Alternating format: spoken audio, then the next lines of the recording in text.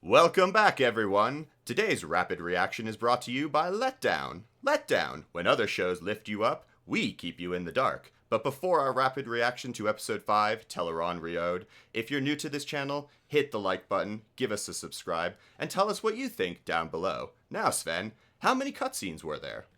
Yeah, guys, this episode was just a series of cuts. I'm going to list them off real fast for you. So, episode Tel'aran'rhiod number 5. We've got Moraine, Orb, cut, Rand, cut, back to the White Tower, cut, back to Emmons Field, back to the Waste, cut, back to the White Tower, cut to Elaine, cut to some general salty bitching, cut to the White Clothes, cut to Perrin and Fael, cut to Alana, cut to Maxim, cut back to Lane and Melindra, cut back to Moraine, cut back to Min and Matt, cut back to Elaine.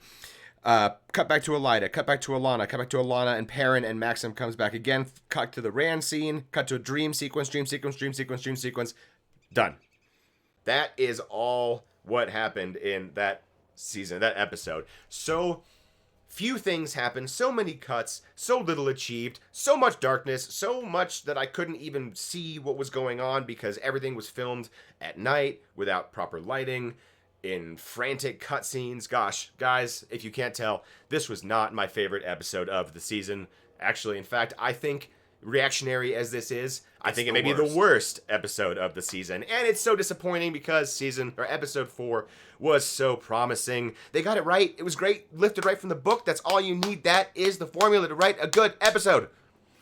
No, absolutely. No, my brother, is 100% right here. Yeah, like the cutscenes just took me out of every single moment. It was just all over the place. You have no sense of how fast any type of individual scene is paced because it's just 5 seconds happens, you like jump to the next thing. You don't even know how long this whole episode it goes on because it's basically all shot at night. Where it kind of gives me the idea that this episode was just one night. It almost feels that way. Yep. But so much happens that it can't be one night. It can be, but it's not a good idea. Well, you say a lot happens, but I think that it feels like nothing happens. That's a better way of saying it. You never sit and actually have a storyline and more than one scene with a character. Instead of having, Perrin and Fael planning to free Natty Cawthon, making the plan, and then going to do it all in one fluid, continuous, I know this is crazy, maybe 5-minute scene, maybe even 7 minutes. That whole scene would have felt so much better. You would have been a bit more of a complete moment in time instead of having a million cuts throughout an hour and 10 minutes of basically the same scene in different places at, I'm assuming, just the exact same time in the same day or night, same 24 hour. It felt like watching an episode 24. Everything but the dung, dung freaking counter in the background. Yes.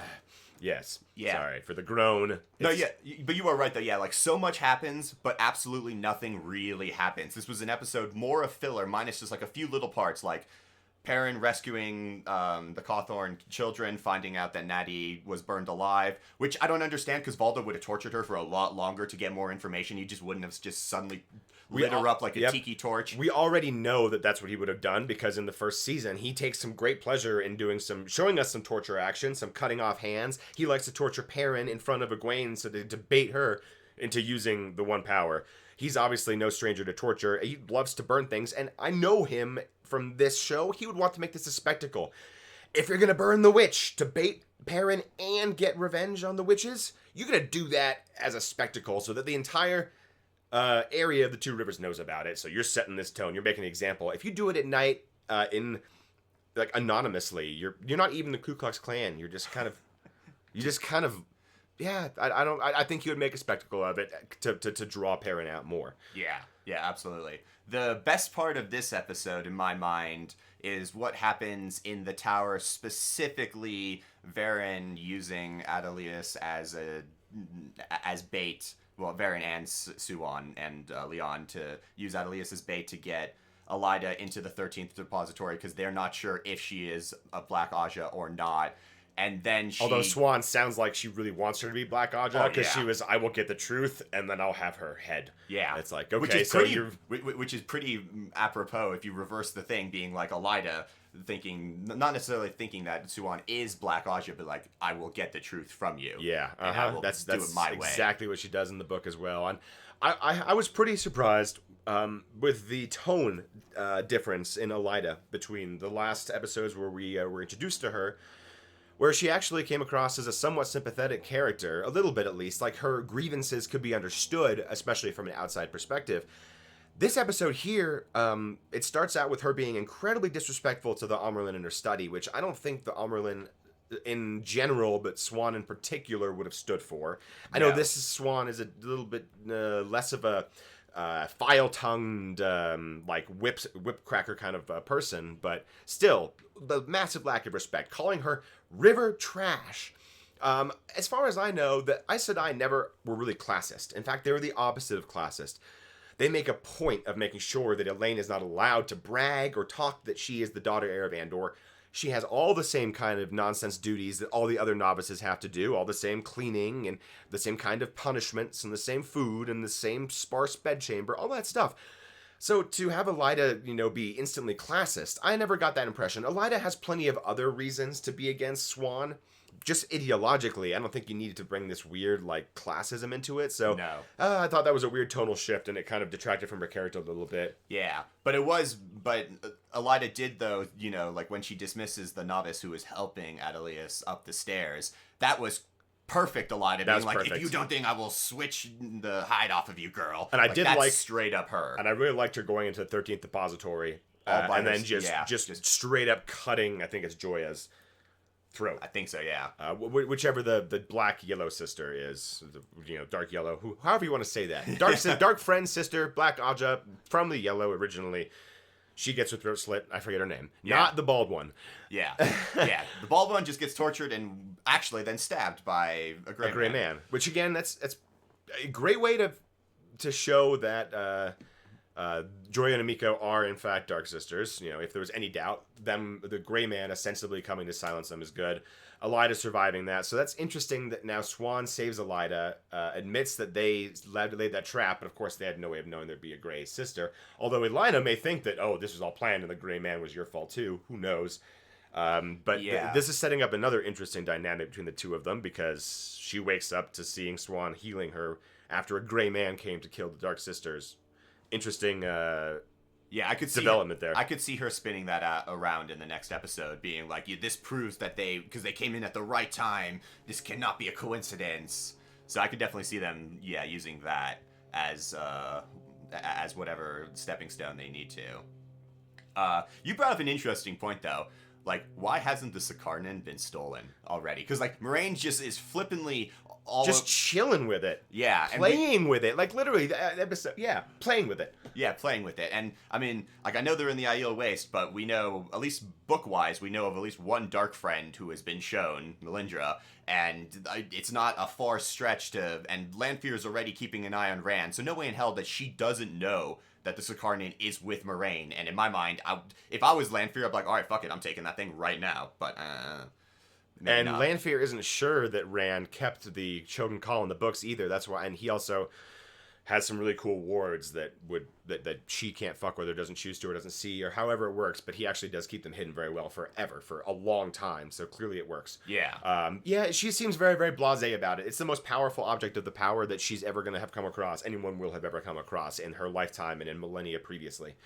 And she's just playing with it. And she's doing weird shit with it. She's making sand patterns in the desert, which I'm pretty sure she could have done without that power. So it really makes her playing with it makes the power that it has ostensibly kind of lame. It doesn't look like it's the most powerful thing. There's not gravitas there. No one seems to really be afraid or in awe of it. She has that moment where she's like, she's overwhelmed by it and she doesn't control the power well, it seems like, or it's, there's whatever's going on with her seizure actions touching it.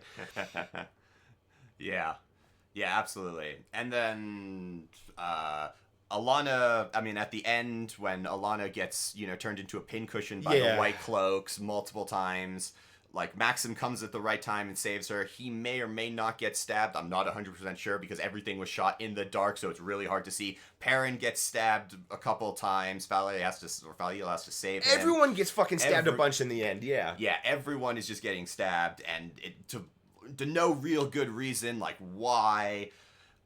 This whole episode made zero sense. it was really frustrating to watch, and it was really frustrating to not watch, because I'm sure there were a lot of great details, a lot of beautiful set designs, costumes, choreography I would have loved to have seen. I couldn't see what was going on. I mean, the fight scenes were like something out of Jason Bourne, just frantic, unsteady cam action with a billion cuts. I'm sure every single sword stroke had a cut. You couldn't see what was going on with Perrin in his fight. You couldn't see what was going on with Maxim in his fight. All you saw was the perfect ambush laid by White Cloaks. How did they even know where she was? She's in the middle of the fog. They had 13 dudes or something, or 10 dudes all ready to go and pincushion her. She would have been so dead already. I don't know how she was even possibly conscious. She got hit by at least 6 crossbow bolts. That's meant to, broadhead shafts go through plate, mail. Yeah, your bones are shattered when you're super dead. There's no other Aes Sedai in the Two Rivers right now, as far as I know, that can heal her. So she dead. There's no Nynaeve to heal her. Whichever of the Cawthorn children channeled is definitely not going to be healing her. And if No. they do retcon that, I'm going to be really pissed. Really frustrating. They got that right. There is a child that channels. I mean, I don't know why they're in the White Cloak camp instead of Perrin's family. I don't know why they transposed those two families around. As far as I know, Perrin's family definitely still exists. Yeah, why they're would you still kill alive. Matt's family? That's ass backwards. It changes the motivations a lot. Just to add a little more heartbreak to Matt's character, I guess. Because Perrin already killed his wife, so we can't kill his parents too. I have no idea what's going on with this. Yeah, theoretically, yeah. So like that's completely thing, and then at the end, all the different dreams that Egwene gets to see. Actually, a pretty good scene. It's a good scene, but it leads to like some interesting things. I mean, like I'm okay with the Perrin and Falae, like Perrin making an axe and Falae, like pouring water and and Hopper things jumping with the sparks, fucking cute. That's classic. perfect. Matt with his sisters in the tower bringing a dagger that Perrin made. That's really interesting. Really interesting look into his motivations, like what he really wants out of life. It's not like him looking for treasure and stuff. Well, I was more saying that like they can't, since they don't have the actress who's going to play Tuon, they can't put, and he has no knowledge of her yet. It would be a little too much like, oh shit, Egwene is now dreaming and foretelling what's going on. But I like it. Like I think this was more her like spying on their dreams. Yeah, which was beyond the fact that the dream sequence was awesome. Egwene is way too powerful in the world of dreams, way too quickly. As far as we know, she's had one lesson that we've seen on screen. Yeah. Although it's been revealed by Moiraine that literally years have gone by since they met in the Two Rivers at the beginning of season 1. So my perception of what's going on is super warped. Like literally, she's been training in the White Tower for years. Who knows? This episode may have taken place over 6 months. Every single nighttime, it's over 6 months, but. Yeah, there's no conception of how long time. As soon as she dropped in that, like, oh, it's been years since I was warning you not to do something foolish. You're like, all right, cool. Now everything I have an idea about, is thrown out the window. So yeah, like that's thing. But going really back to the dreams, Elaine being the Wind Mistress and Avianda like walking up behind, like, and then putting her arms around her on the boat. Like that in itself isn't like too egregious, but it did lead me to question: will Rand's relationship with Elaine and Avianda even happen? Because they are really setting up those two characters to be pretty just straight, lesbianic, great relationship and call it good and just leave the dude out of it. I can see them. I mean, like, And right now, Rand's main love interest seems to be Egwene and Lanfear for some reason. He is super trusting of Lanfear. Yeah. What the hell? I mean, I know they're making her more sympathetic towards him. Like, she's manipulating the crap out of him, obviously, but they're doing it really ham-fistedly. And he's just being an idiot, like, has, like, no qualms. Like, yeah, you're one of the Forsaken. I mean, like, you were the OG boar opener. I seen it. Yeah, and I'm cool with it. They even have a scene about that because I was looking forward to, like, how are you gonna play that? Are you gonna be like you like are like you could have done so much more, Lanfear, than what you did? Like, did you bore into for personal reasons? Did you actually believe that you wanted to give everyone power? But no, he's just like, I saw it. There's good in you. You still care about people. That was the conclusion to what happened, and nothing else. Yeah, it just felt so weird. This whole, as I said earlier on, this whole episode made zero sense and just like it sends your mind spinning. Especially as my brother said, after that last episode with the perfect rendition of the history, you go back to present time and it's basically a shattered mirror in front of you, and you're looking at 1,000 shards of what is going on, and you don't know how it fits together. Yeah, I've said this multiple times this season and beforehand. they need to be able to focus on one character a little bit longer. We need to stop. It is like a shattered mirror. It's like a puzzle piece. It's been sprued all over, and they put it together in a semblance of the story. Yeah. They need to streamline the story, give each character or each set of characters. Maybe not even streamline the story. Just keep some story elements stuck together. Yeah, that's what I meant. Like, them. Like re-edit this and put it back to like, so like there's 15, 20-minute blocks of each character before you switch to another character, so you can actually feel that you have some semblance of emotional investment in the story, because you cannot care about what happens to a character if it's 5 seconds worth and then it goes to another person. The emotional impact is not there. You can't even build to it. The climax is vanished. All of it is. And I also want to be able to see what you guys filmed on the TV, please. I've watched it on a really nice television. It's not a problem with my TV. It's your goddamn cinematography and screen setup. So fix it, please. We will see you all on our recap of episode 6. I'm Sven. I'm Ian. And we'll be disappointed with you next time. See you later.